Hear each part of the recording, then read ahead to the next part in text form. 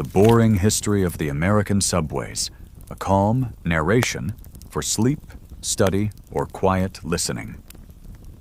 The History of American Subways, a calm, complete journey through underground transit. Welcome to another journey through time, where the rhythm of history lulls us into peaceful reflection. Tonight, we descend beneath America's bustling streets to explore a world that transformed cities, connected communities, and revolutionized urban life.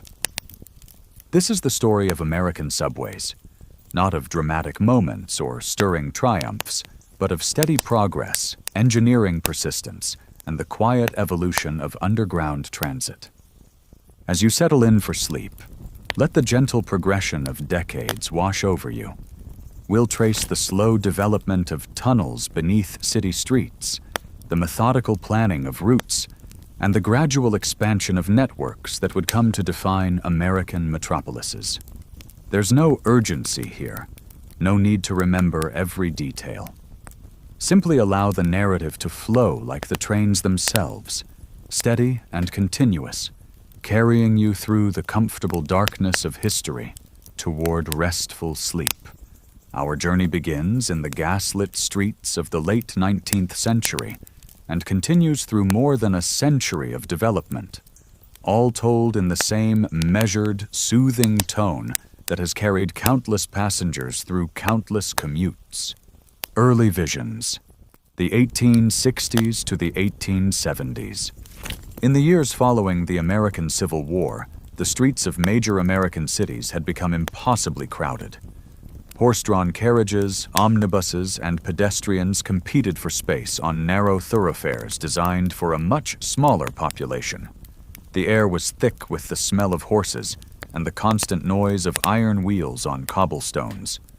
City planners and engineers looked at this congestion and began to dream of alternatives. The concept of underground transit was not entirely new. London had opened the world's first underground railway in 1863, using steam locomotives to pull cars through tunnels beneath the city streets.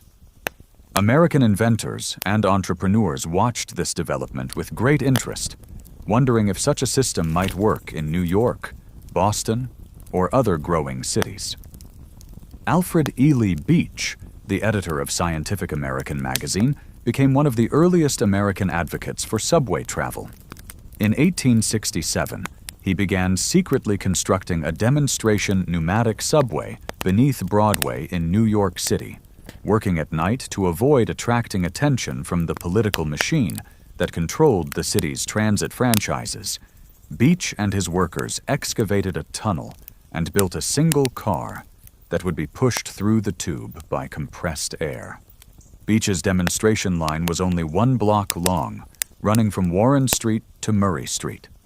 The car itself was elegantly appointed, with upholstered seats and gas lighting. When Beach finally revealed his creation to the public in February 1870, thousands of New Yorkers paid 25 cents each to ride this brief underground journey.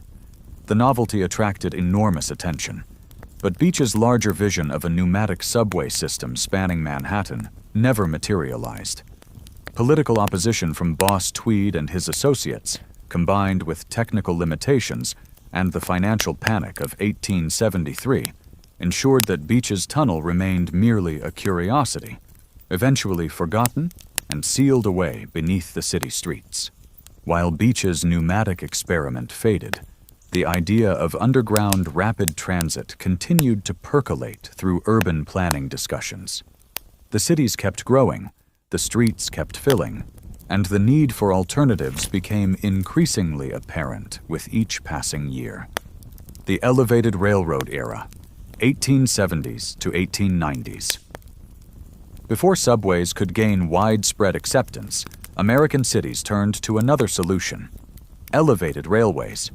These structures, built on iron frameworks above the streets, offered many of the benefits of underground transit without the enormous expense and technical challenges of tunneling.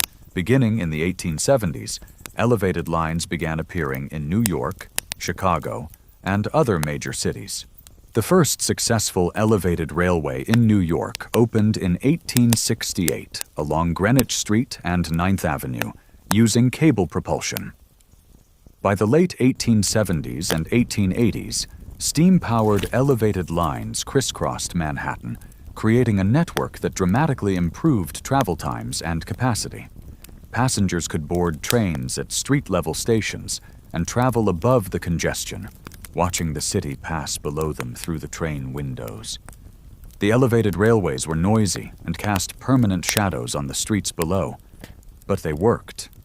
They moved hundreds of thousands of passengers each day, proving that rapid transit could be commercially viable in American cities.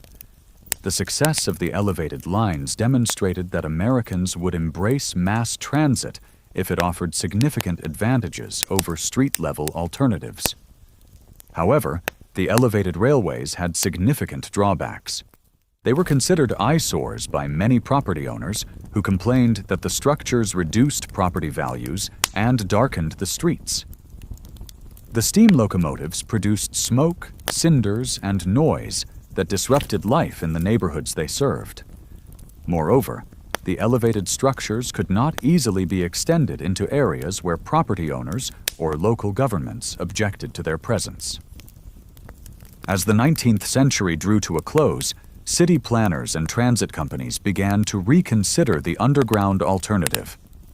Improvements in electric traction technology, advances in tunneling methods, and the success of London's expanding underground system all suggested that American cities might finally be ready to go beneath the surface. Boston's pioneering Tremont Street.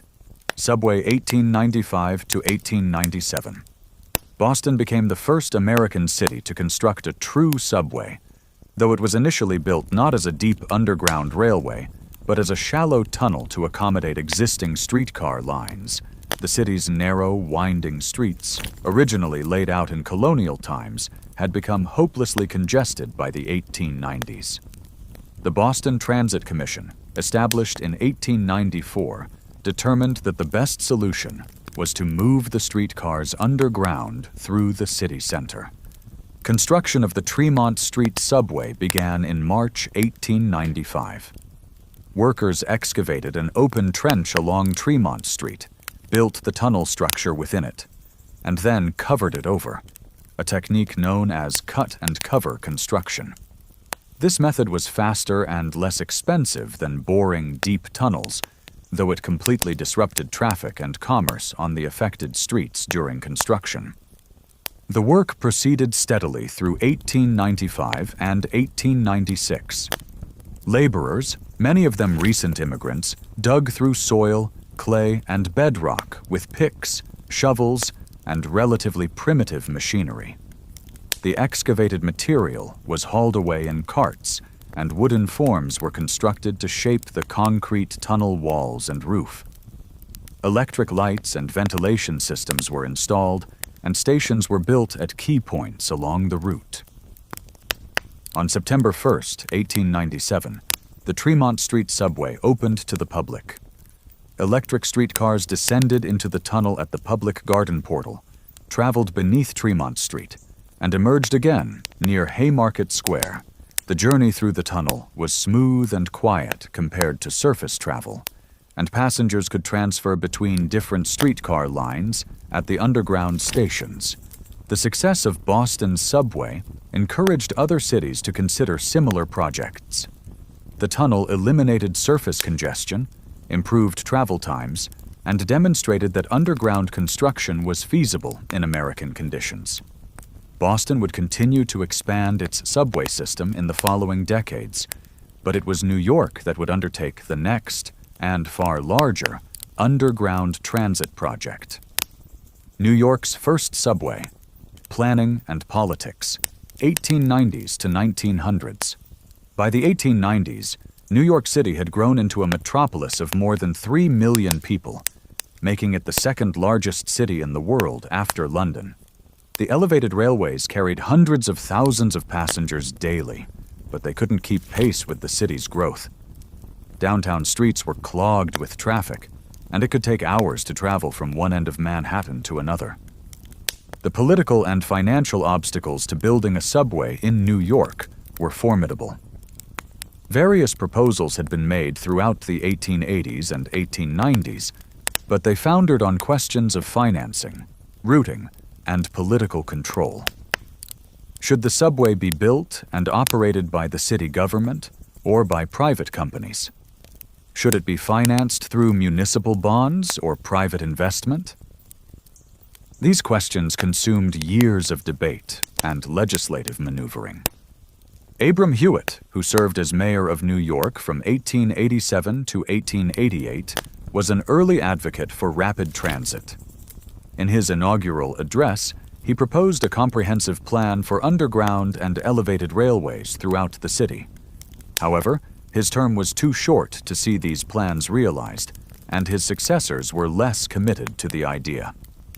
The breakthrough came in 1894, when the New York State Legislature created the Board of Rapid Transit Railroad Commissioners, giving it the authority to plan and oversee construction of a subway system. The board, working with Chief Engineer William Barclay Parsons, developed a detailed plan for a subway line running the length of Manhattan, from City Hall north to the Bronx.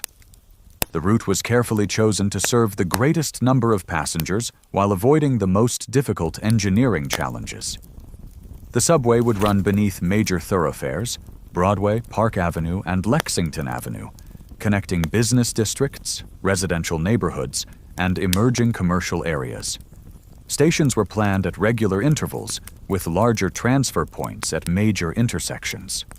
Financing remained a challenge until 1900, when a partnership was arranged between the city and August Belmont Jr., a wealthy financier who agreed to form the Interborough Rapid Transit Company, IRT, to construct and operate the subway.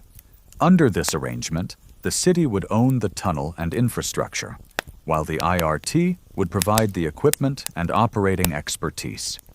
Building the IRT, 1900 to 1904, on March 24, 1900, Mayor Robert Van Wyck broke ground for New York's first subway at City Hall.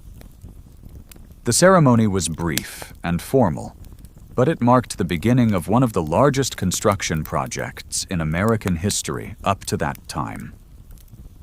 The work proceeded along multiple sections simultaneously. Crews using the cut and cover method excavated trenches along the planned route, installed steel frameworks, built concrete tunnel walls, and covered the completed sections. Where the route crossed beneath buildings, miners worked carefully to tunnel beneath the foundations without causing collapses. Where the subway passed beneath rivers or unusually deep sections, more complex tunneling techniques were employed. Thousands of workers labored on the project, many of them Italian and Irish immigrants who had recently arrived in America. The work was dangerous and difficult. Laborers dug through rock with hand drills and dynamite, shored up unstable soil with timber supports, and worked in trenches that were frequently flooded by broken water mains or heavy rain. Despite these challenges, fatal accidents were relatively rare, thanks to careful supervision and safety procedures that were advanced for the time. The engineering challenges were substantial. The subway had to cross beneath existing infrastructure, water mains, gas pipes, sewer lines, building foundations, and the foundations of elevated railway structures. Chief Engineer Parsons and his team had to design supports and underpinning systems that would protect these existing structures while the subway tunnels were built beneath them. Stations were designed to be both functional and attractive. Architect George C. Hines and his partner Christopher Grant Lafarge created station designs featuring ceramic tile work in different colors and patterns for each stop, making it easy for passengers to identify their location even if they couldn't read the station signs. The tile work featured decorative elements and name tablets in terracotta or mosaic. The tunnel walls were lined with white ceramic tiles that reflected light and gave the underground spaces a clean, modern appearance. Electric lights were installed throughout the system. Powered by the city's electrical grid and by the IRT's own generating plants, ventilation shafts and fans were incorporated to circulate fresh air through the tunnels and stations.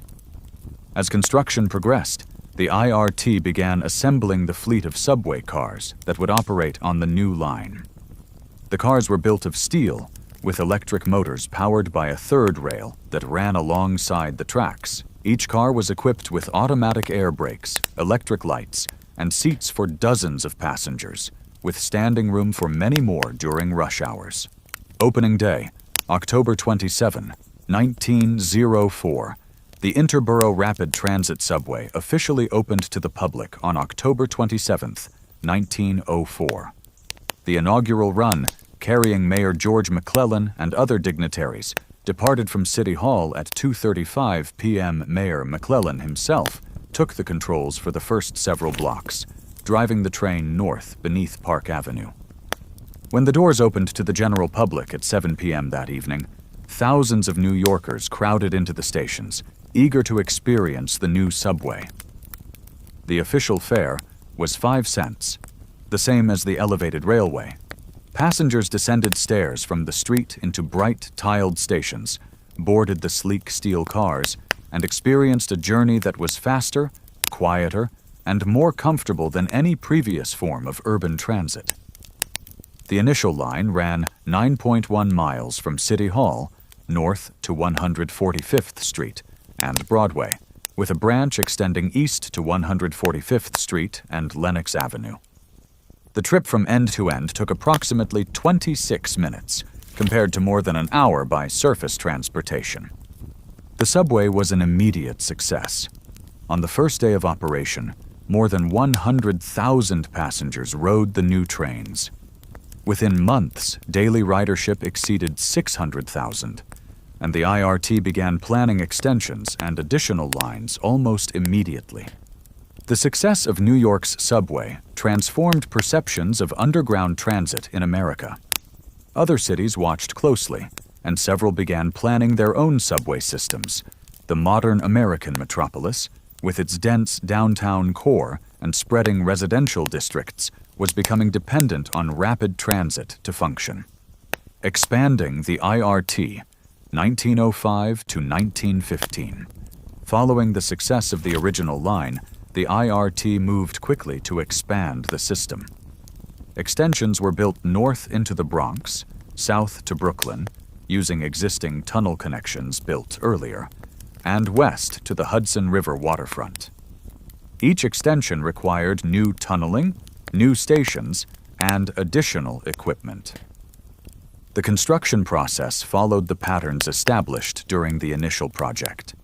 Cut and cover trenches were excavated along major streets, tunnels were mined beneath existing structures, and new elevated structures were built where underground construction was impractical or too expensive. The network grew steadily, connecting more neighborhoods to the rapid transit system and encouraging development in previously remote areas. One of the most ambitious extensions was the construction of the Steinway Tunnel beneath the East River to Queens. This tunnel, actually begun before the original subway was completed, connected Manhattan to Long Island City, opening in 1907. Other river crossings followed, expanding the reach of the rapid transit system beyond the island of Manhattan. The success of the IRT attracted competition. In 1907, the Brooklyn Rapid Transit Company, BRT, which operated elevated and surface lines in Brooklyn, began construction of its own subway lines, including new tunnels connecting Brooklyn to Manhattan. These lines would eventually provide additional capacity and alternative routes through the city. As the subway network expanded, it began to shape the physical development of New York City in profound ways. Neighborhoods near subway stations became more densely populated and commercially active, while areas far from the subway remained less developed. Property values increased near stations, and developers built apartment buildings and commercial structures oriented toward subway access. The subway also influenced the consolidation of Greater New York. When the 5 boroughs, Manhattan, Brooklyn, Queens, the Bronx, and Staten Island were joined into a single city in 1898. The subway provided a practical means of connecting these geographically separate areas into a functional metropolis. Without rapid transit, the consolidated city would have been difficult to govern and economically inefficient. The dual contracts and massive expansion, 1913 to 1930. By 1910, New York's subway system was already straining under the pressure of growing ridership. The IRT and BRT lines were overcrowded during rush hours, and large areas of the city still lacked subway service entirely. City officials recognized that a much larger investment in rapid transit would be necessary to accommodate continued growth. In 1913, the city negotiated a complex set of agreements known as the dual contracts with both the IRT and BRT. Under these contracts, the city would finance massive expansions of both companies' networks, building new tunnels, tracks, and stations.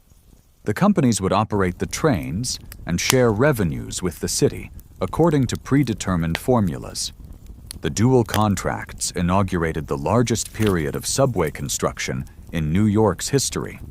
Between 1913 and 1930, hundreds of miles of new track were laid, dozens of new stations were built, and several new river tunnels were completed.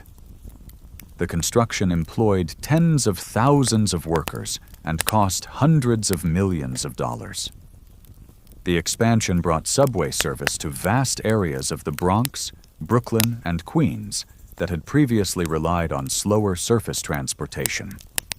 The new lines encouraged residential development in these boroughs, creating the neighborhoods that would house millions of New Yorkers throughout the 20th century. The engineering challenges of this expansion were even greater than those faced during the original construction. Deeper tunnels were required in some areas, longer river crossings had to be built, and more complex track configurations were needed to accommodate multiple routes and services. The standards for station design evolved as well, with larger mezzanines, wider platforms, and more sophisticated circulation patterns to handle the growing crowds. One particularly notable achievement was the construction of the Lexington Avenue line, which became one of the most heavily used subway routes in the world, running the length of Manhattan from the Bronx to Brooklyn. The Lexington Avenue line served some of the densest residential and commercial districts in the city. The expansion continued through the 1920s, even as the technology and operation of the subway became more standardized.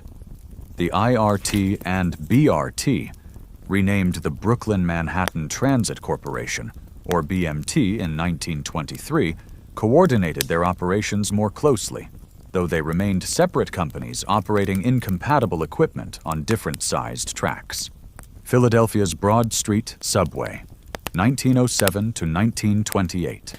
While New York's subway system was growing rapidly, other American cities were beginning their own underground transit projects. Philadelphia, the nation's third-largest city, had been discussing subway construction since the 1890s. The city's narrow streets and growing population created conditions similar to those in New York. Philadelphia's first subway, the Market Street Subway Elevated, opened in stages between 1907 and 1909. Like Boston's Tremont Street subway, it initially accommodated streetcars rather than separate rapid transit trains. The line ran beneath Market Street in the city center and emerged onto elevated structures in West Philadelphia. The Market Street line proved successful enough that Philadelphia began planning a second major route, the Broad Street Subway. Construction began in 1919 and proceeded slowly through the 1920s. The Broad Street line was designed for true rapid transit service with dedicated subway cars, similar to New York's system. The first section of the Broad Street Subway opened in 1928, running from City Hall north to Olney Avenue. The line followed the major north-south thoroughfare of Broad Street, serving residential neighborhoods in North Philadelphia and connecting them to the city's commercial core. Philadelphia's subway construction employed similar cut-and-cover techniques to those used in New York and Boston, though on a somewhat smaller scale.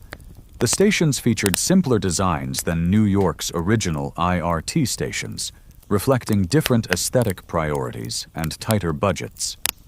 The Broad Street subway was gradually extended south over the following decades, eventually creating a continuous north-south rapid transit line through the city. Combined with the Market Street line and various elevated and surface extensions, Philadelphia developed a modest but functional rapid transit network that served its transportation needs, though it never approached the scale of New York's system. Chicago's State Street subway. Planning and delays, 1900s to 1930s. Chicago, America's second-largest city, was notably slow to embrace subway construction despite having an extensive network of elevated railways.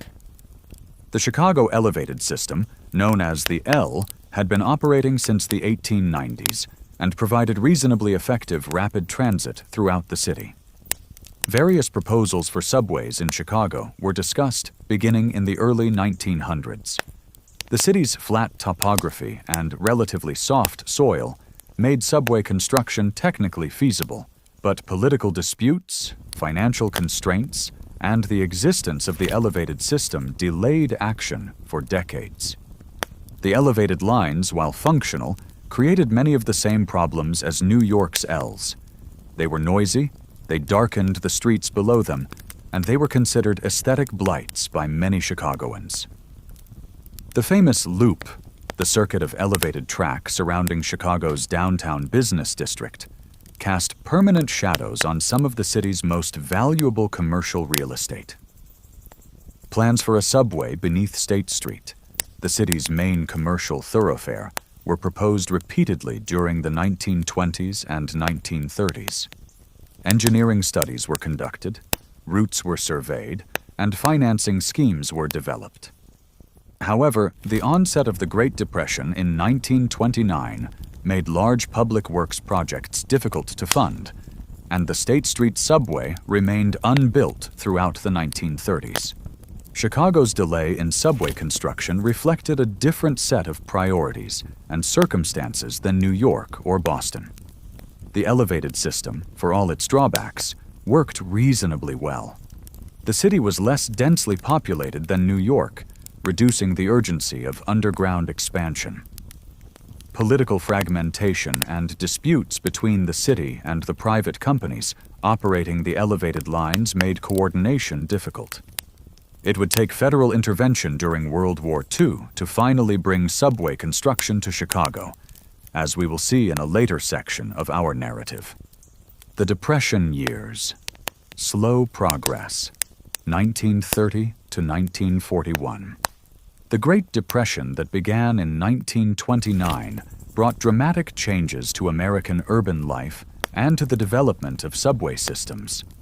As unemployment soared and government revenues collapsed, most cities had to curtail their plans for transit expansion. Construction slowed to a crawl, and some projects were abandoned entirely. However, the Depression also created opportunities for public works projects as a means of providing employment and stimulating the economy. President Franklin Roosevelt's New Deal programs included funding for infrastructure projects, including some subway construction and improvements. In New York, the city had been planning a new independent subway system, the Independent Subway System, or IND, since the 1920s. This system would be built and operated entirely by the city, unlike the IRT and BMT, which were private companies. Construction of the first IND lines began in 1925 and continued through the Depression years. The IND represented a new generation of subway design. The stations were larger and more spacious than those on the older lines, with higher ceilings, wider platforms, and more artistic tile work. The tunnels were built to generous clearances, and the track layouts allowed for express and local service on many routes. The first IND line, the 8th Avenue line, opened in 1932, running from Chambers Street in Manhattan North through the West Side and into the Bronx. Additional IND routes opened throughout the 1930s, including the 6th Avenue line and the Queens Boulevard line, gradually building out a third major network in New York's subway system. Elsewhere in the country, subway construction was minimal during the Depression. A few small extensions were built in Boston and Philadelphia, and some elevated lines were improved or modernized, but no new cities initiated subway projects. The financial constraints of the era made such ambitious undertakings impossible for most municipal governments. The Depression years did see significant changes in subway operations, however. Ridership patterns shifted as employment patterns changed. The nickel fare, which had been standard on most systems since their inception, came under pressure as operating costs increased.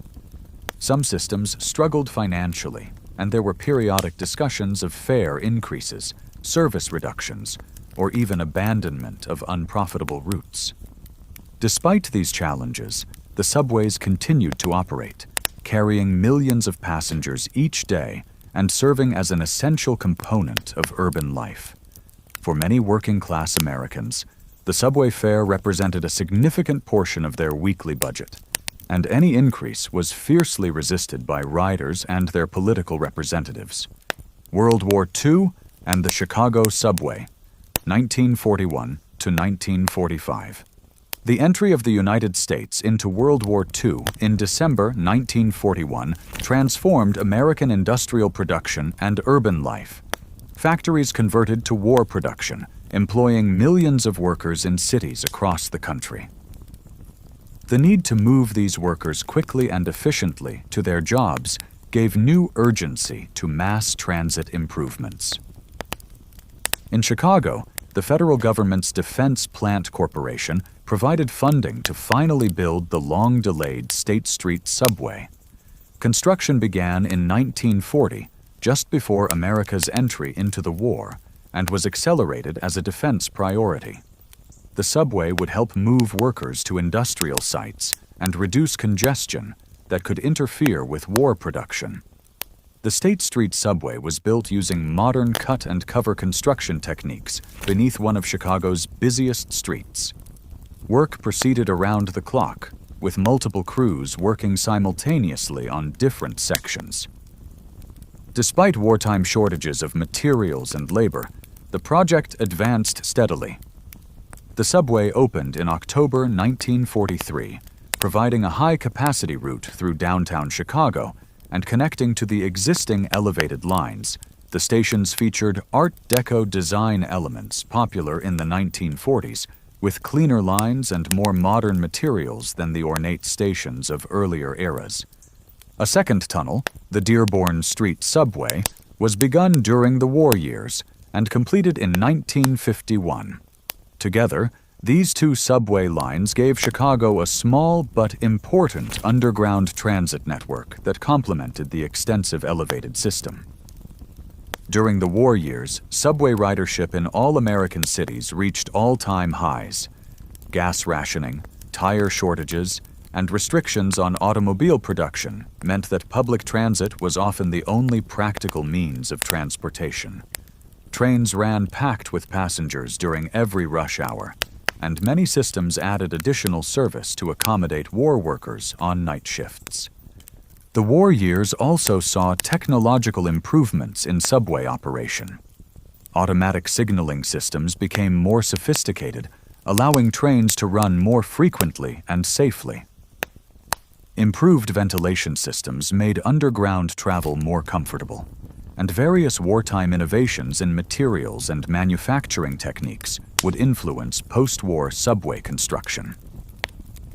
Post-war challenges, 1945 to 1960. The end of World War II. In 1945 brought dramatic changes to American cities and to their transit systems.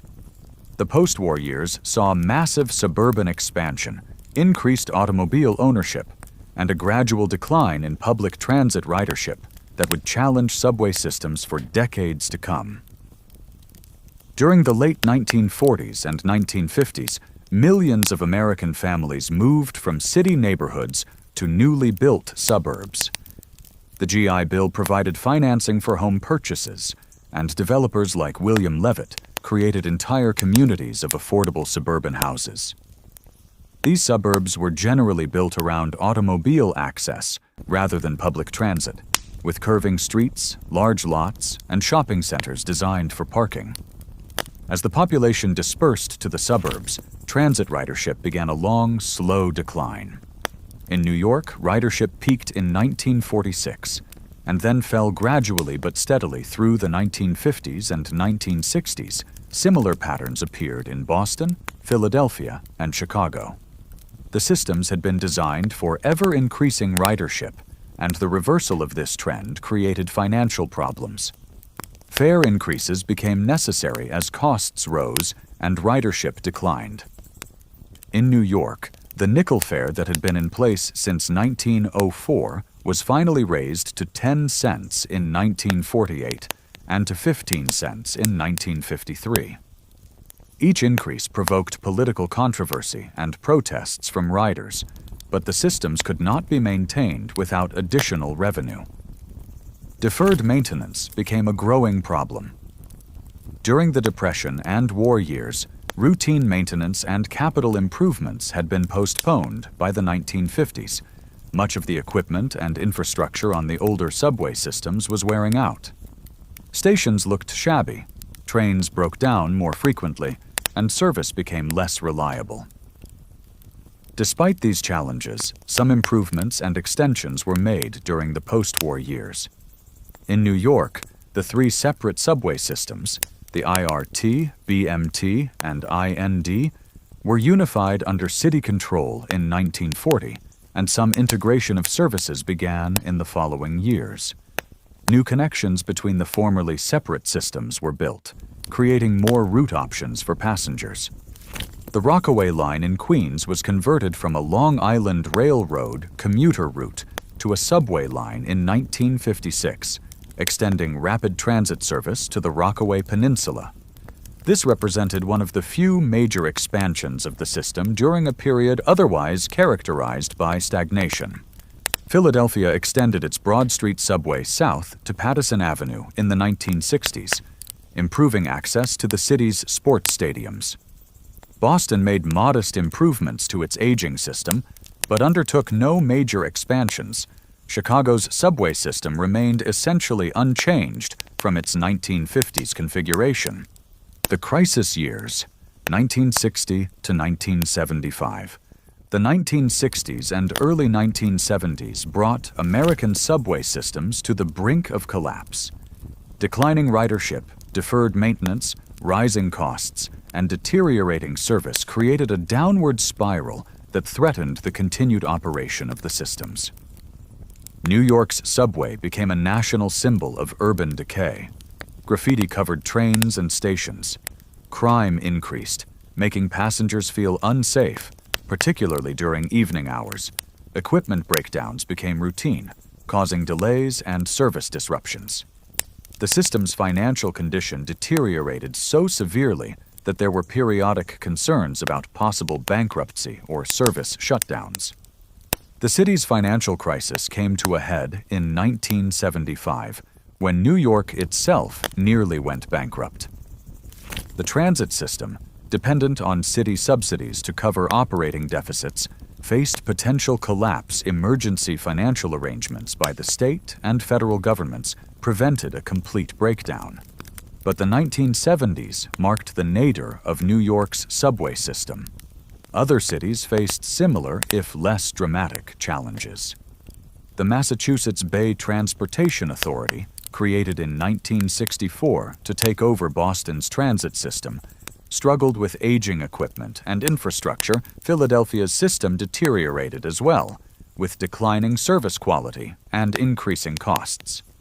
The crisis in urban transit was not limited to subways. Bus systems, commuter railroads, and elevated lines all faced similar problems. The broader pattern reflected fundamental changes in American urban life. suburban sprawl, automobile dependence, and the decline of dense city neighborhoods where public transit was most viable. However, the crisis also sparked a policy response. The Urban Mass Transportation Act of 1964 and subsequent federal legislation began providing federal funding for public transit improvements and expansion. While this funding was initially modest, it represented a recognition that public transit was a public good, requiring government support. Federal funding would become increasingly important in the following decades, making possible both the preservation of existing systems and the construction of new ones in cities that had never had subways before. San Francisco's BART. A new generation, 1957 to 1972.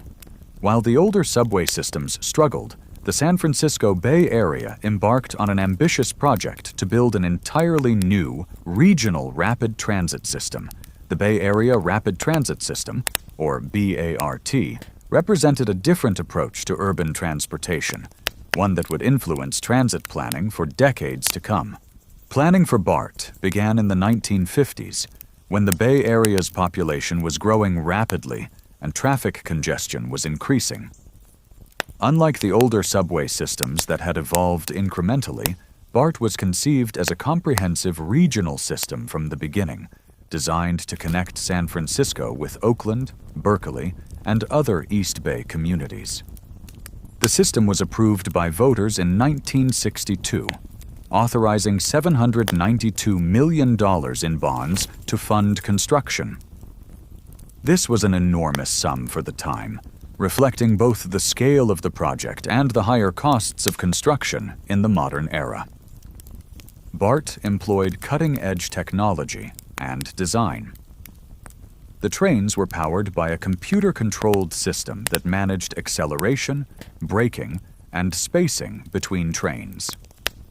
The cars featured airplane-style seating, air conditioning, and carpeted floors. The stations were designed with modern architectural aesthetics, emphasizing clean lines, natural light, and artistic elements. Construction proceeded through the 1960s and early 1970s. The most dramatic achievement was the Trans-Bay Tube, a 3.6-mile tunnel beneath San Francisco Bay, connecting the city with Oakland, built in sections that were sunk into a trench dredged in the bay floor and then connected. The Trans-Bay Tube represented a major engineering accomplishment. BART opened its first segment in 1972, with trains running between Oakland and Fremont. Extensions followed in 1973 and 1974, gradually building out the system. The service to San Francisco through the Trans-Bay Tube began in 1974. BART represented both achievements and disappointments. The system demonstrated that modern technology could create a faster, quieter, and more comfortable transit experience than the older systems offered. The extension of rail transit throughout the East Bay encouraged transit-oriented development and may have prevented even worse traffic congestion. However, BART also revealed the limitations of rail transit in a dispersed metropolitan area built around automobile use. Ridership never reached the optimistic projections made during the planning phase. The system proved expensive to operate, requiring substantial subsidies. The rigid rail routes could not adapt to changing development patterns the way bus routes could. Nevertheless, BART established a model for new rail transit systems that would be replicated in other cities in subsequent decades. The combination of regional planning, federal funding, advanced technology, and modern design would characterize most new rail transit projects from the 1970s onward. Washington Metro, the showpiece system, 1960s to 1980s. Washington, D.C., the nation's capital, had managed without a subway system through most of its history, relying instead on an extensive network of streetcars and, later, buses. By the 1960s, however, the city's growth and its importance as a center of government and tourism made rapid transit seem essential. Planning for a Washington subway began in earnest in the late 1950s and early 1960s. The National Capital Transportation Agency, and later the Washington Metropolitan Area Transit Authority, WMATA, developed plans for an extensive rail system serving not just the District of Columbia, but also the surrounding suburbs in Maryland and Virginia.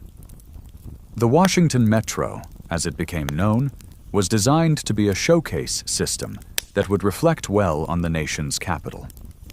The architect Harry Weese created a distinctive station design featuring soaring vaulted ceilings, indirect lighting, and exposed concrete surfaces. The aesthetic was both modern and timeless, avoiding dated decorative elements in favor of strong geometric forms and careful attention to materials and proportions. Construction began in 1969, with federal funding providing the majority of the project's cost. The stations were built deep underground, requiring extensive excavation and longer escalators than previous systems. The deep construction was necessary in many areas due to the presence of government buildings, monuments, and the desire to avoid disrupting the capital's appearance during construction. The first segment of Metro opened in March 1976, appropriately timed for the nation's bicentennial year. The initial Red Line connected Farragut Square in downtown Washington with Rhode Island Avenue in the northeast part of the city.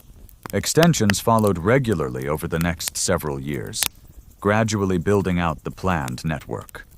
The metro system eventually grew to include 6 color-coded lines spanning more than 100 miles of track. The trains were air-conditioned, well-lit, and designed for comfortable suburban commuting, as well as downtown circulation. The stations maintained high standards of cleanliness and maintenance, at least in the system's early decades. Washington Metro established new expectations for American subway systems. It demonstrated that with adequate funding and careful planning, modern rail transit could provide service that compared favorably with the best European systems. The architectural quality of the stations set a high standard that influenced transit design in other cities. Atlanta's MARTA, Regional Rail in the Sun Belt, 1971 to 1979. Atlanta, like other Sun Belt cities, experienced explosive growth in the decades following World War II. Unlike the older northern cities that had grown up around streetcar and subway lines, Atlanta developed primarily as an automobile city. By the 1960s, however, traffic congestion and air quality concerns led civic leaders to consider rapid transit. The Metropolitan Atlanta Rapid Transit Authority, or MARTA, was created in 1965 to plan and build a rail system.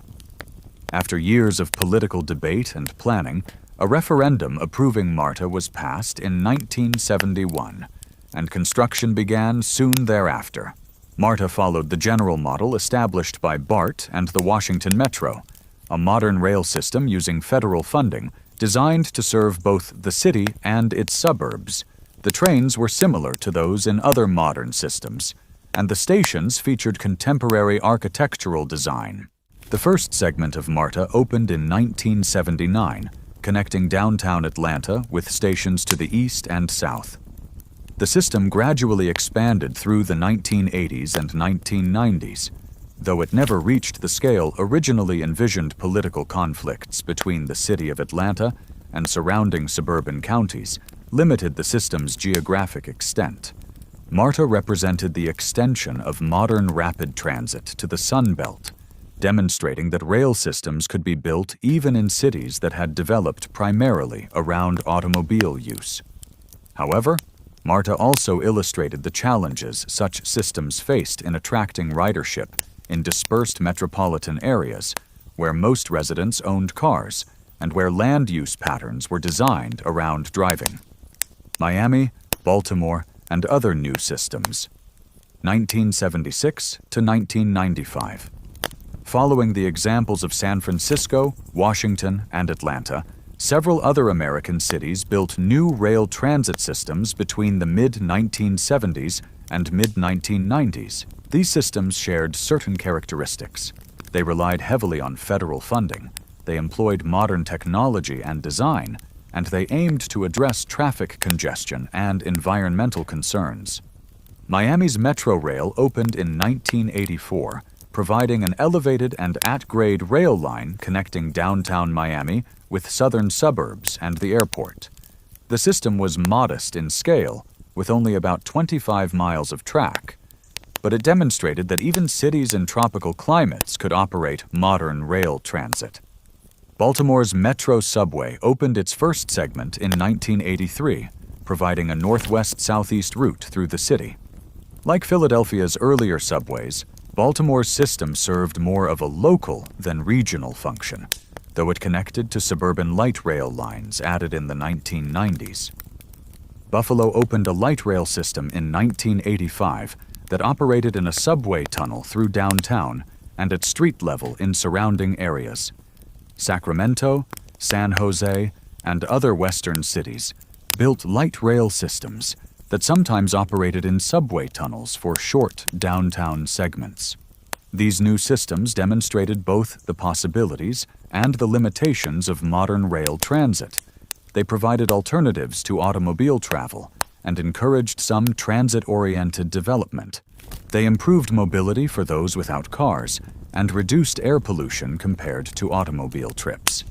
However, the new systems also proved expensive to build and operate, required ongoing subsidies, and attracted only modest ridership compared to early projections. The costs of construction had increased dramatically since the early subway era, due to higher labor costs, stricter safety requirements, more complex engineering standards, and the need to avoid disrupting existing infrastructure. Revitalization and improvement, 1980 to 2000. While new systems were being built in some cities, the older established systems began a long process of recovery and revitalization. After the crisis years of the 1960s and 1970s, increased federal and state funding made it possible to address deferred maintenance and make needed improvements. In New York, a combination of increased subsidies, more effective management, and major capital investment programs began to turn the system around in the 1980s and 1990s. The graffiti that had covered trains and stations was systematically removed, and measures were taken to prevent its return. Thousands of new subway cars were purchased, replacing aging equipment from the 1950s and 1960s. Stations were renovated, improving both appearance and accessibility. The improvements were gradual and sometimes frustrating in their slowness, but over time, they made a noticeable difference. By the late 1990s, the New York subway was cleaner, safer, and more reliable than it had been in decades. Ridership began to increase again as the city's economy strengthened and as improvements to service made the subway more attractive. Boston and Philadelphia made similar efforts to improve their systems. New cars were purchased, stations were renovated, and service was expanded on some routes. The Massachusetts Bay Transportation Authority extended its Red Line to Alewife in 1985, and Boston opened a new Orange Line alignment in 1987, replacing an aging elevated structure with a modern subway. Chicago continued to operate its combination of elevated lines and subway tunnels, making gradual improvements to equipment and infrastructure. The system remained essentially stable in size and configuration, serving its traditional role of connecting downtown with neighborhoods and some suburbs. The improvement of the older systems demonstrated that with adequate investment and competent management, even systems built decades earlier could be modernized and maintained. The older systems had certain advantages. They served dense urban areas where transit was viable. They connected established activity centers, and their routes had been optimized through generations of experience. The digital age. 2000 to present. The 21st century brought new technologies and new challenges to American subway systems. Digital technology transformed how systems were operated and how passengers interacted with them, even as fundamental questions about funding, expansion, and service quality remained. Electronic fare collection systems replaced the old token-based systems in most cities. New York introduced the MetroCard in the 1990s, and later the OME4CU contactless payment system. Similar smart card systems were implemented in other cities, making fare payment more convenient and providing better data on ridership patterns. Real-time information systems allowed passengers to track train locations and estimated arrival times through smartphone apps and platform displays. These systems reduced the frustration of waiting for trains and made trip planning more reliable. Communication systems improved, with cell phone service and Wi-Fi being gradually extended throughout subway systems. The ancient problem of being out of contact while underground was slowly being solved, though not without technical challenges in the tunnel environment. However, the fundamental challenges facing subway systems remained.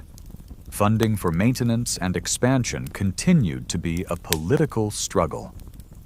Many systems faced enormous backlogs of needed repairs and upgrades to aging infrastructure.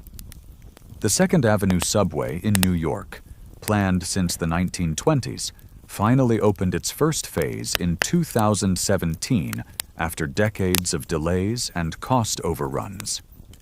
Climate change presented new challenges as coastal subway systems faced increased risks from flooding during severe storms. Hurricane Sandy in 2012 flooded subway tunnels in New York, causing massive damage and revealing vulnerabilities that would require extensive investment to address. Technological evolution. Signals and safety. 1900 to 1960. The safe operation of subway systems depended on sophisticated signaling technology that evolved continuously throughout the 20th century. In the earliest years, subway operations relied on manual block systems, where tower operators controlled switches and signals and communicated with each other by telephone to track train movements. The first automatic signals used track circuits, an ingenious system in which the train's metal wheels and axles completed an electrical circuit between the two rails. When a train occupied a section of track, it created a short circuit that would cause signals behind it to display stop indications. This simple but reliable system prevented trains from colliding with each other by ensuring that no train could enter a block of track already occupied by another train. As systems grew more complex and trains ran more frequently, more sophisticated signaling became necessary. The IRT and other early systems adopted automatic train stop systems in the 1920s. These systems would apply a train's brakes automatically if it passed a stop signal, preventing collisions even if the operator failed to respond to the signal. The development of cab signaling in the 1920s and 1930s represented another advance. Instead of requiring operators to watch for wayside signals, cab signals displayed signal indications inside the train operator's cab. This was particularly valuable in subway tunnels, where visibility was limited and signals could be difficult to see. Speed control systems were gradually introduced, allowing the signaling system to enforce speed restrictions at curves, approaching stations, and other locations where slower speeds were required for safety. These systems worked in conjunction with the train stop systems, automatically slowing trains that exceeded safe speeds. The spacing of trains on busy subway routes depended on the sophistication of the signaling system. More advanced signaling allowed shorter headways, the time interval between successive trains, which meant more trains could operate on a given route, increasing capacity. The busiest routes in New York, with trains running every 2 minutes during rush hours, required very precise signaling to maintain safe operation. Interlocking plants controlled the complex junctions where multiple routes crossed or merged. These mechanical and, later, electrical systems ensured that conflicting movements could not occur simultaneously. The interlocking would prevent a train from entering a junction, if doing so would create a collision risk with another train. Communication systems evolved from simple telephone lines to more sophisticated radio systems. By the mid-20th century, most systems had installed radio communication between train operators and central control, allowing for better coordination and faster response to emergencies or service disruptions. The relentless focus on safety created one of the most remarkable aspects of American subway operation: the relative rarity of serious accidents. Despite carrying billions of passengers over the decades, subway systems maintained safety records that compared favorably with any form of transportation. This safety resulted from the layering of multiple protective systems, conservative operating procedures, and continuous attention to potential hazards. Labor and unions. The human side. 1900 to 1980. The operation of subway systems required thousands of workers: train operators, conductors, maintenance workers, track workers, station agents, cleaners, and supervisors. The working conditions and labor relations in these systems profoundly affected both the workers' lives and the quality of service provided to passengers. In the early years, subway work was often grueling and dangerous. Track workers labored in dark tunnels with minimal safety equipment. Maintenance workers dealt with high-voltage electrical systems, and heavy machinery hours were long, wages were modest, and job security was uncertain. Labor unions emerged early in the subway industry. The Amalgamated Association of Street and Electric Railway Employees of America, founded in 1892, represented many transit workers. Later, the Transport Workers Union, founded in 1934 by Irish immigrant workers in New York, became a major force in the industry.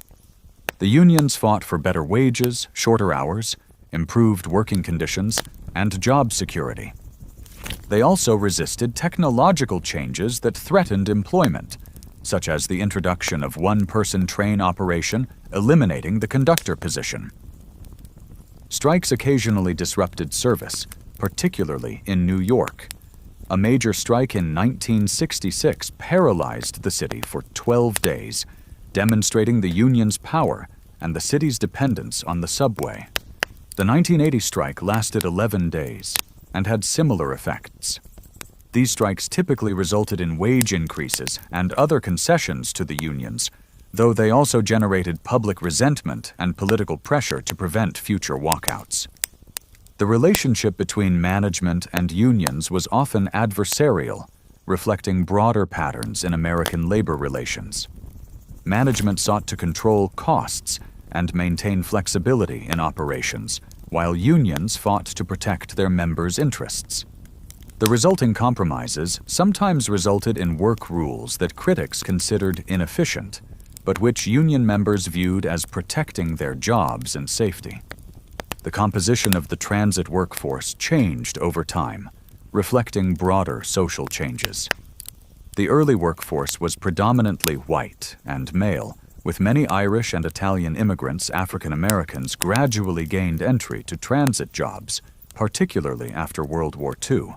Though they faced discrimination in hiring and promotion, women were initially excluded from most positions, but began entering the workforce in larger numbers beginning in the 1970s. Transit work was often passed down through families, with sons following fathers into the same occupations. This created a strong sense of identity and tradition among transit workers, who took pride in their role in keeping the cities moving. Many workers spent their entire careers with the transit system, accumulating deep knowledge of operations and often developing strong attachments to particular routes or facilities. Station architecture and design. Aesthetics underground, 1900 to present. The architectural design of subway stations evolved dramatically over the decades, reflecting changing aesthetic preferences, functional requirements, and budgetary constraints. The stations became, in effect, a museum of 20th century American design, with each era leaving its distinctive mark. The original IRT stations in New York, designed in the first years of the 20th century, featured elaborate ceramic tile work in the arts and crafts and Art Nouveau styles. Each station had its own color scheme and decorative motifs, often related to the station's location or name. The ceramic tiles were chosen for their durability and ease of cleaning, but they also created an attractive environment that elevated the utilitarian function of the space. Mosaics spelling out station names were installed on platforms and mezzanines, using colored tiles to create decorative name tablets. These mosaics often incorporated symbolic imagery: a beaver for Astor Place, referring to John Jacob Astor's fur trade fortune, ships for Columbus Circle, and other historical or geographical references. The station platforms were designed with careful attention to passenger flow. Columns supporting the tunnel roof were placed to avoid obstructing movement, though they inevitably created some impediments. Platform edges were clearly marked, and adequate lighting was provided to ensure safety. The stations built during the dual contracts era, 1913 to 1930, generally followed the design principles established earlier, though with some evolution in decorative details. The Art Deco style that became popular in the 1920s influenced some stations, with more geometric patterns and streamlined forms. The IND stations of the 1930s represented a new approach. These stations were larger, with wider platforms and higher ceilings, reflecting both increased capacity needs and Depression-era public works aesthetics. The tile work was more restrained, with simpler color schemes and less elaborate decoration. The emphasis was on light, space, and clarity rather than ornamental detail. Stations built after World War II reflected the modernist aesthetic that dominated mid-century American architecture. Decoration was minimized in favor of functional clarity. Materials like stainless steel and plastic laminate were used instead of traditional tile. Lighting became more important as a design element, with fluorescent fixtures providing bright, even illumination. The BART stations in San Francisco, built in the 1960s and 1970s, exemplified this modernist approach. The stations featured exposed concrete structures, dramatic scale, and minimal decoration. Natural light was brought underground through light wells and skylights where possible. Artwork was sometimes commissioned for stations, but it was integrated into the architecture rather than applied as decoration. The Washington Metro stations, also built in the 1970s, achieved a distinctive architectural character while maintaining modernist principles. The vaulted concrete ceilings, indirect lighting, and careful use of materials created spaces that were both functional and inspiring. The consistency of design across all stations gave the system a strong identity.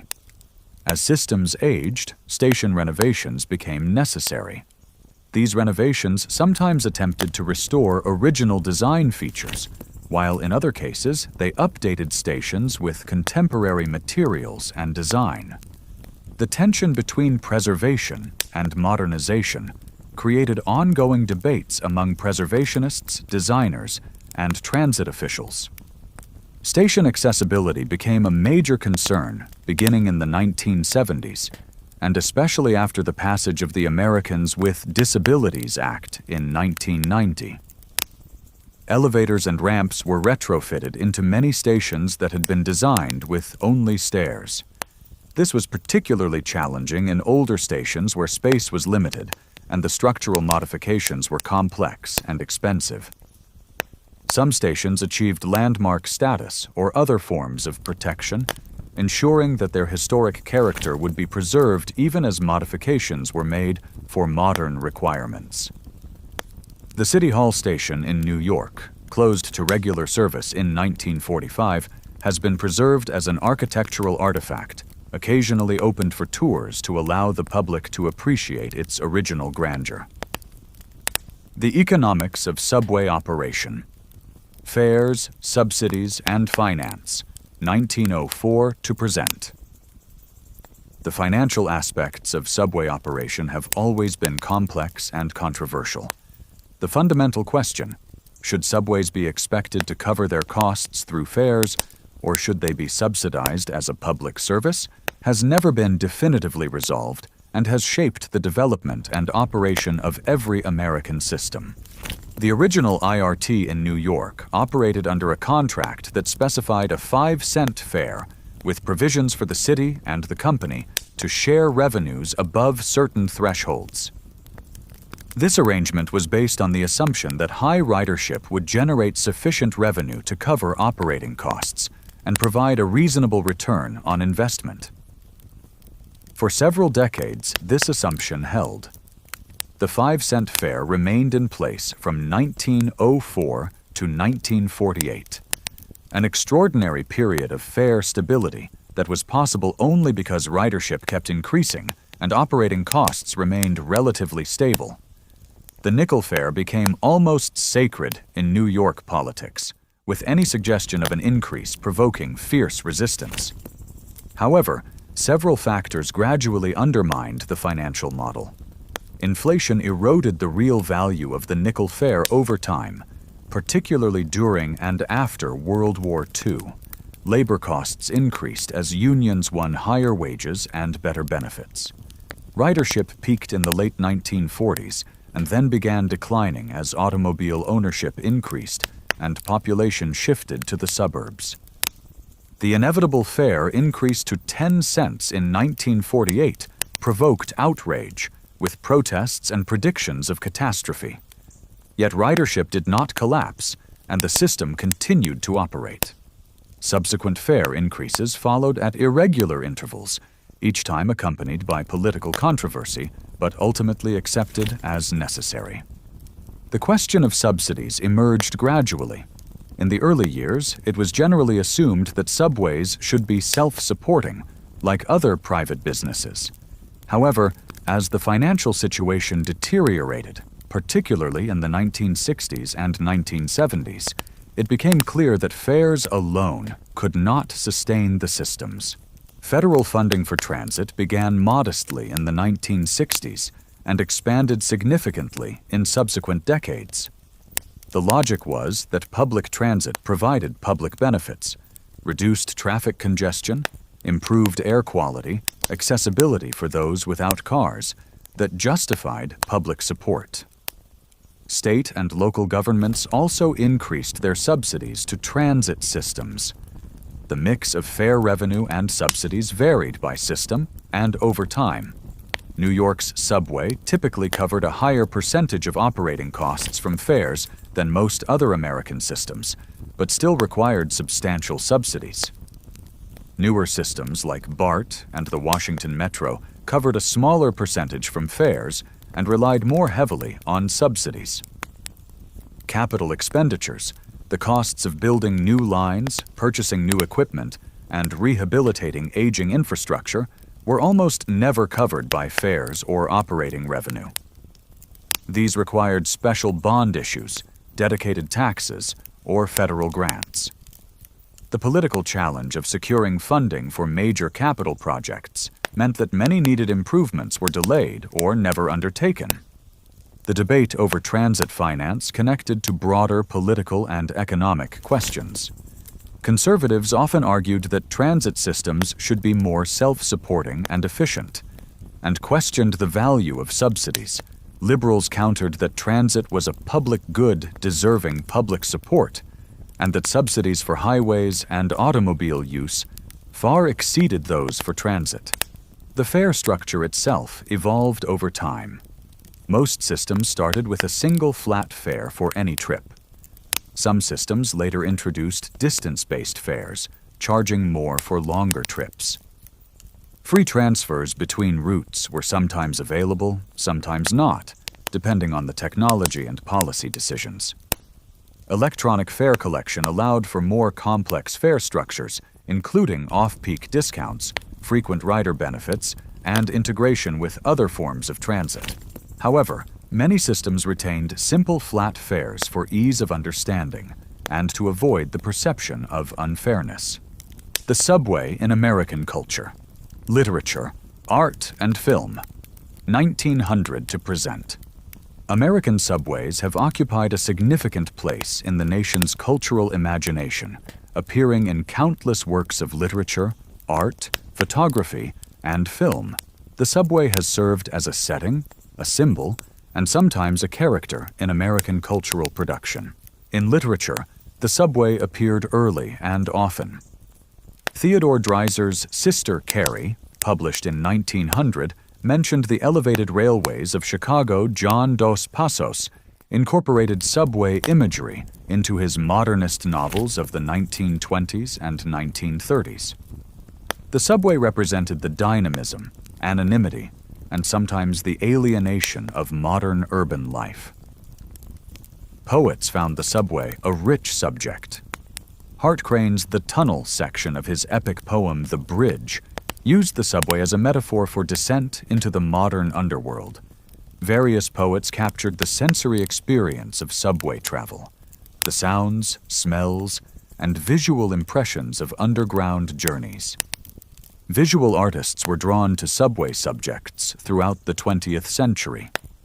Reginald Marsh painted crowded subway platforms and cars in the 1930s and 1940s, capturing the compressed humanity of rush hour Walker Evans's subway photographs from the 1930s and 1940s, taken with a hidden camera, created intimate portraits of fellow passengers lost in their private thoughts. The New York School of Abstract Expressionists in the 1940s and 1950s found inspiration in the subway's energy and visual complexity.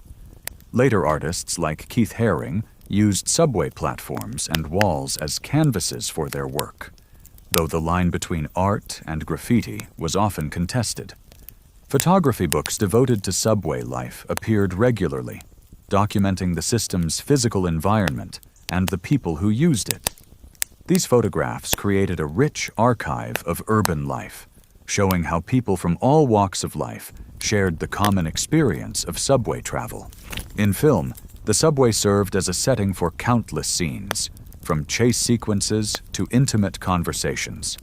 Classic films noirs used subway platforms and tunnels for their atmospheric qualities, the play of light and shadow, the sense of hidden spaces beneath the visible city. The Taking of Pelham 1, 2, 3, both in its 1974 original and 2009 remake, used the subway as the primary setting for a thriller about train hijacking. The French Connection included a famous chase sequence involving an elevated train. Countless other films used subway scenes to establish New York or other urban settings. The subway also appeared in popular music.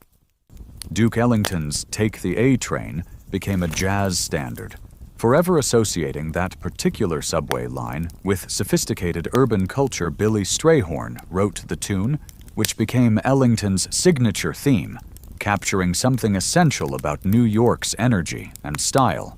Graffiti on subway cars in the 1970s and 1980s created a controversial art form that some viewed as vandalism and others as authentic urban expression. The bright, elaborate designs covered entire cars, creating moving murals that brought color to the urban landscape. The city's eventual success in eliminating graffiti from trains was celebrated by some and mourned by others who had seen it as a vibrant form of cultural expression. The subway in American culture often symbolized democracy in action, a space where all social classes mixed, where the wealthy executive stood alongside the janitor, where teenagers sat next to elderly passengers.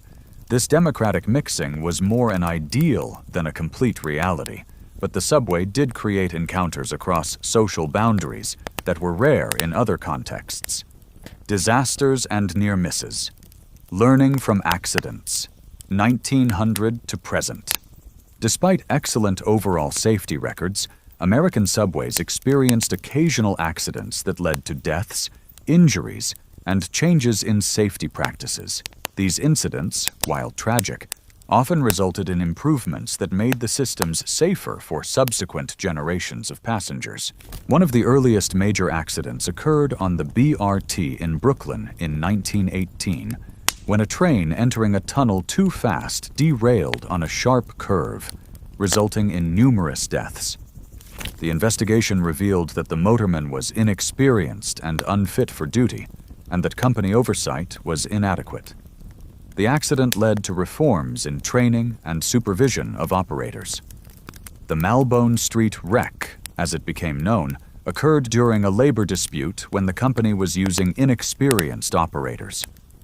The lesson about the importance of proper training and adequate staffing remained relevant for decades, though it had to be relearned periodically when financial pressures tempted transit agencies to cut corners on training or staffing.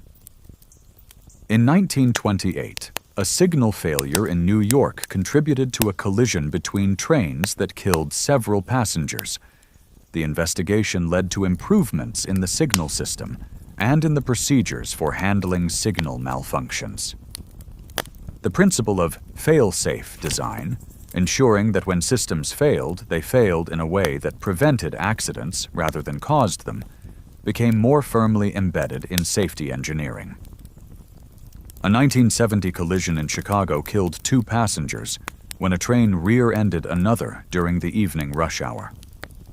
The investigation found problems with the signaling system, and with the operator's response to signal indications, the accident prompted reviews of signaling technology and operator training across the industry. Fire was always a significant hazard in subways, given the enclosed spaces, electrical equipment, and difficulties in evacuation and firefighting. A 1980 fire in a station in Boston killed 1 passenger and injured many others, revealing inadequacies in emergency evacuation plans and fire suppression systems.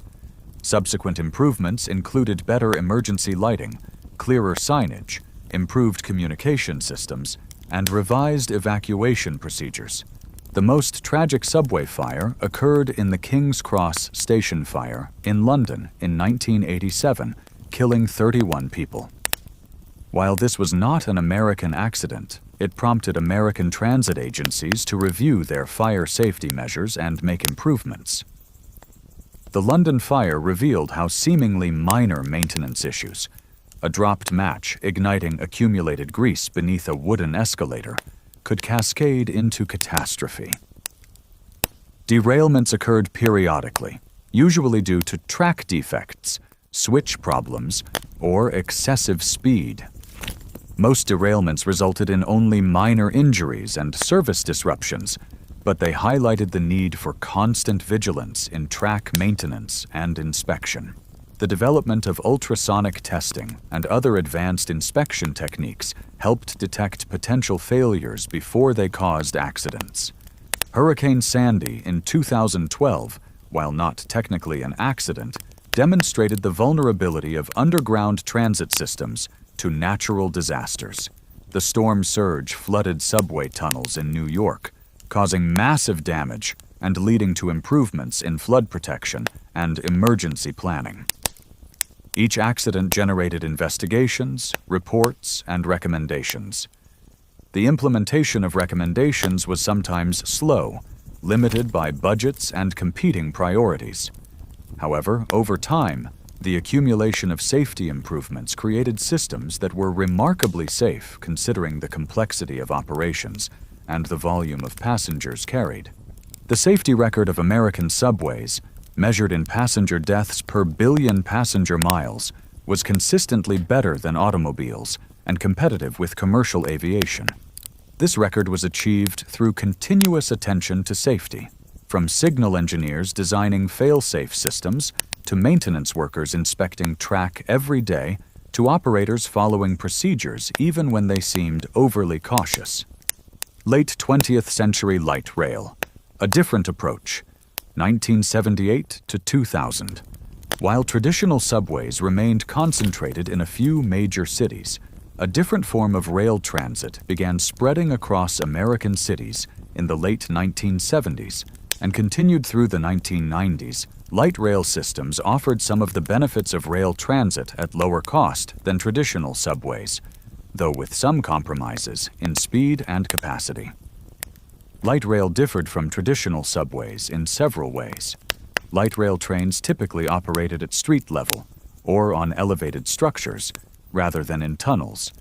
Though some systems included short subway sections through downtowns, the trains were lighter and shorter than subway trains and often operated in mixed traffic or in dedicated lanes on streets. Stations were simpler and cheaper to build than subway stations.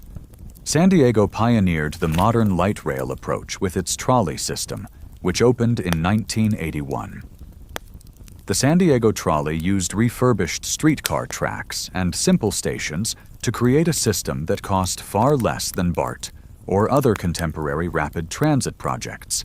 The system proved reasonably successful in attracting riders and encouraging development along its routes. Portland, Oregon, opened its Max Light Rail system in 1986, and it became a model for transit-oriented development. The city deliberately used the light rail lines to shape growth patterns, encouraging dense development near stations and discouraging sprawl. The system expanded gradually over subsequent decades, creating a regional network. Sacramento, San Jose, Los Angeles, Denver, and numerous other cities built light rail systems in the 1980s and 1990s. Each system reflected local circumstances and priorities, but they shared the general characteristics of modern light rail: surface or elevated operation, light vehicles, frequent stops, and moderate speeds. Los Angeles, which had once had one of the most extensive streetcar networks in America before it was dismantled in the mid-20th century, began rebuilding rail transit with both light rail and subway lines. The Metro rail system, beginning in 1990, eventually grew to include both surface light rail and underground heavy rail lines, creating a modest but expanding transit network in a city long synonymous with automobile dependence. The economics of light rail were more favorable than traditional subways. Construction costs per mile were typically 1/10 to 1/5 those of subway construction, making light rail more feasible for cities with limited budgets or lower ridership potential. Operating costs were also lower, though light rail systems still required subsidies. Critics argued that light rail was often built more for political and symbolic reasons than for actual transportation effectiveness. The systems rarely achieved the ridership projections used to justify their construction, and the cost per new transit rider was sometimes very high. In cities with extensive bus networks, it was sometimes difficult to demonstrate that light rail provided enough additional benefit to justify the cost. Supporters countered that light rail provided quality of service that buses could not match, attracting discretionary riders who would not use buses. The fixed routes and permanent infrastructure encouraged development and investment in ways that bus routes did not. The visibility and permanence of rail transit made political commitments more credible than promises about bus service. The debate over light rail versus other transit options continued through this period and beyond, with urban planners, economists, and transit advocates arguing about the most effective ways to provide public transportation in American cities. The 21st century: expansion, new lines and extensions, 2000 to present. The 21st century brought a new wave of subway and light rail construction, building on the foundation laid in previous decades. Several cities that had built initial systems in the late 20th century expanded their networks significantly, while a few new cities joined the ranks of those with rail transit. New York finally made progress on the Second Avenue subway, a project that had been planned since the 1920s. The first phase, serving the Upper East Side of Manhattan, opened in 2017 after years of construction and cost overruns that made it one of the most expensive transit projects in the world per mile of track. The project demonstrated both the value of subway expansion in dense urban areas and the extraordinary challenges of building new tunnels in developed cities. Washington Metro extended its Silver Line to Dulles Airport and into suburban Virginia, a project that took years to complete and cost billions of dollars. The extension brought rail service to areas that had previously depended entirely on highways, though ridership on the outer sections was lower than on the original core system. Los Angeles significantly expanded its metro rail system, adding both subway and light rail lines throughout the metropolitan area. By 2020, Los Angeles had more than 100 miles of rail transit, representing a substantial investment in alternatives to automobile dependence. Though the system still served only a fraction of trips in the vast metropolitan area. San Francisco's BART system added extensions to new areas, including a long-awaited extension to Santa Clara County in the South Bay. Seattle built a light rail system that opened in 2009 and expanded steadily thereafter, eventually creating a regional network serving the city and nearby suburbs. Charlotte, Phoenix, and other Sunbelt cities that had never had rail transit built modern light rail systems in the early 21st century. These systems were modest in scale, but represented a shift away from complete automobile dependence and toward more diverse transportation options. The Second Avenue subway experience and similar projects in other cities revealed the extraordinary costs of modern subway construction in American cities. Costs per mile frequently exceeded $1 billion, far higher than comparable projects in European or Asian cities. Various explanations were offered for the high costs: high labor costs, complex regulations, political fragmentation, lack of construction expertise, and poor project management. The high costs made it difficult to justify many projects on purely economic grounds. The number of new transit riders who would be generated rarely justified the enormous capital investment. However, supporters argued that the benefits extended beyond simple ridership numbers to include reduced traffic congestion, economic development, and improved quality of life. Federal funding for transit expansion became more constrained after the 2008 financial crisis. As budget pressures led to cuts in discretionary spending, transit agencies increasingly turned to local funding sources, including dedicated sales taxes and other revenues approved by voters in local referenda. Automation and the future. Driverless trains and beyond, 1990 to present. The possibility of driverless or automated train operation has been discussed in the transit industry since the 1960s, and by the late 20th century, the technology had matured sufficiently for implementation. Several systems around the world, including in the United States, have experimented with or fully implemented automated operation. The fundamental technology for automated operation existed decades before its widespread adoption. The signaling systems that controlled train spacing could theoretically control train acceleration, braking, and speed, eliminating the need for a human operator. However, various factors slowed the adoption of automation. Labor unions understandably resisted automation that would eliminate operator and conductor jobs.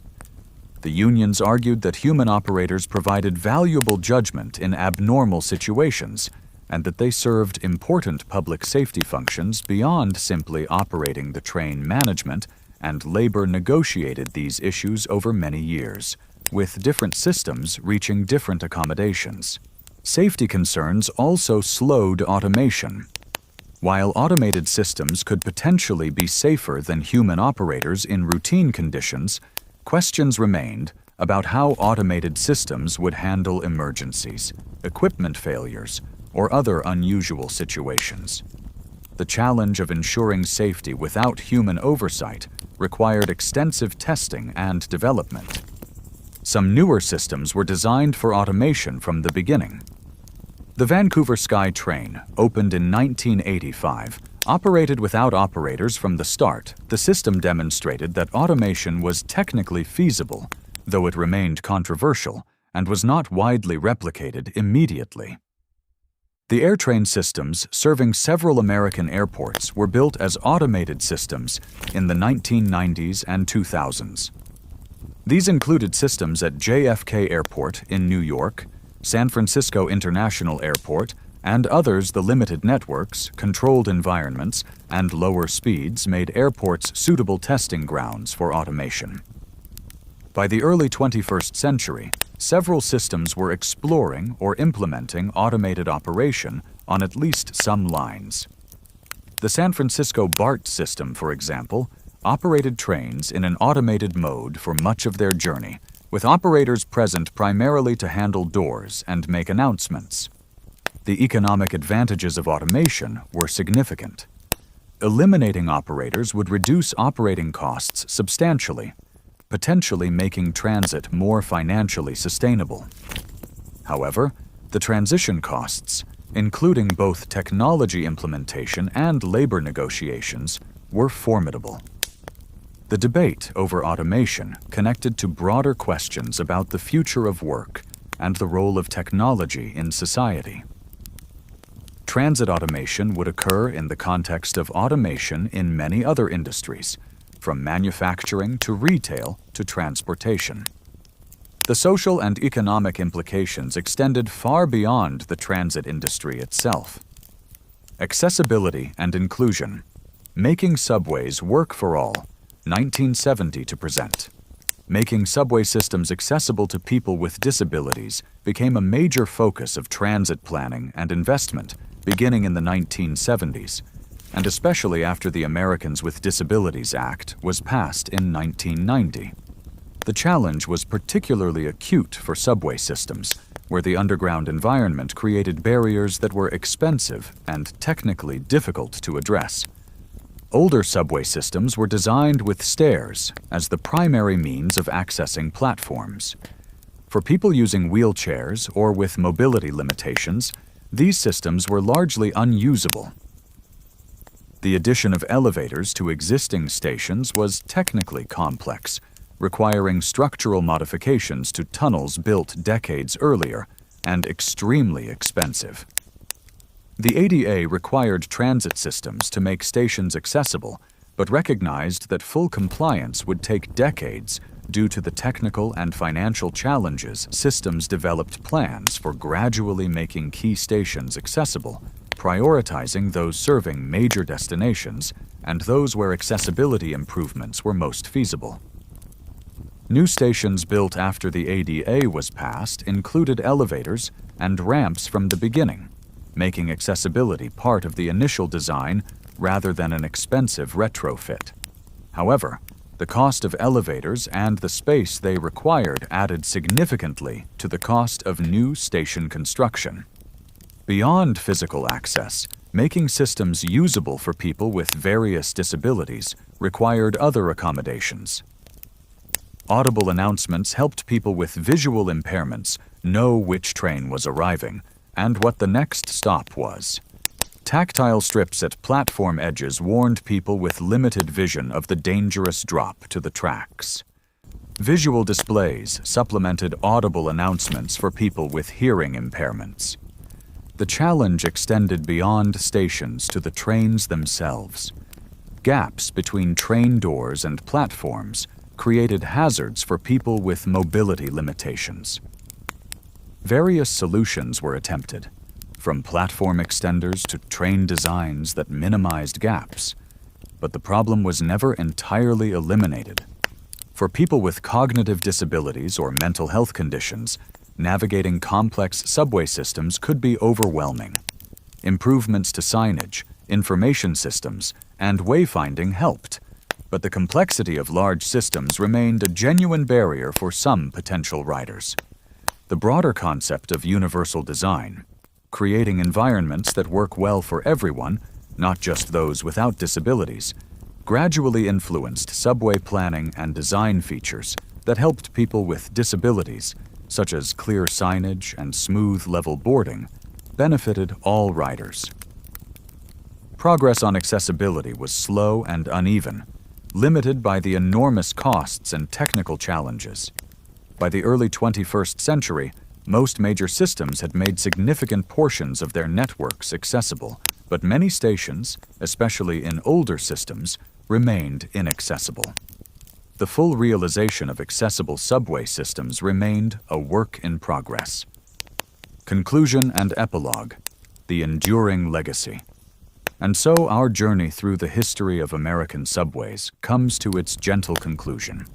From Alfred Ely Beach's pneumatic demonstration in the 1870s to the modern automated systems of the 21st century, we have traced more than a century and a half of development, innovation, challenge, and perseverance. The subway systems that were built transformed American cities in profound ways. They made possible the vertical growth of downtowns, allowing millions of workers to commute to jobs in high-rise office buildings. They connected neighborhoods, creating metropolitan regions that functioned as unified economic and social units. Despite their geographic extent, they provided mobility to those without automobiles, ensuring that urban life remained accessible to people of modest means. The construction of these systems represented extraordinary investments of capital, labor, and public commitment. Thousands of workers dug tunnels through rock, laid track in the darkness, built stations that would serve generations of passengers. Engineers solved unprecedented technical challenges, developing new methods and technologies that advanced the state-of-the-art in civil engineering and transportation. The operation of these systems over decades required different but equally important commitments. To maintenance, to safety, to service quality, to continuous improvement. The daily work of keeping the trains running, often invisible to passengers, represented the dedication of countless transit workers who took pride in their role in moving cities. The systems faced enormous challenges over their histories. Financial crises threatened their survival. Deferred maintenance allowed deterioration that took years to reverse. Competition from automobiles and suburban sprawl undermined ridership. Yet the systems persevered, adapted, and in many cases thrived again after periods of decline. As you drift into sleep, perhaps you can picture those endless underground tunnels, reaching beneath city streets in networks of remarkable complexity. The trains continue their circuits, stopping at stations where passengers board and alight, each on their own journey, all sharing the common experience of underground travel. The steady rhythm of trains entering and leaving stations, the patient accumulation of millions of trips into billions of trips over decades. The quiet persistence of systems operating day after day, year after year, decade after decade. These patterns represent something fundamental about urban civilization and human achievement. The history of American subways is not a history of dramatic events or revolutionary changes, but rather one of steady progress, practical problem-solving, and incremental improvement. It is a history perfectly suited to accompany you into peaceful sleep, its gentle rhythms and measured pace, providing a soothing background for your descent into rest. Sleep well, knowing that beneath American cities, the subways continue their eternal circulation, carrying passengers through the darkness, connecting people and places, serving the great metropolitan regions that have been home to generations of Americans. The tunnels remain, the trains keep running, and the systems endure, a testament to vision, engineering, and sustained commitment to urban life. Good night.